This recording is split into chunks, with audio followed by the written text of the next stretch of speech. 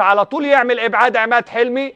كمال بيسلم لسعيد كمال ولكن تتقطع. احمد عيد في مكان خطير، احمد يطلع عمر جابر. العرضيه لمين؟ العرضيه وادي الكره، جول جول جول جول، هدف مزدوج. ولكن محمد ابراهيم قلت لحضراتكم الزمالك قريب صحيح، اتحاد الشرطه عنده لدغات مميته، ولكن كل اللقاء وكل المنطق وكل العقل وكل اللقطات كانت بتشير ان الزمالك قريب. والزمالك في الدقيقة الثانية من الوقت المحتسب بدل ضائع من الاختراقات الإيجابية من الجبهة اليمنى على طول.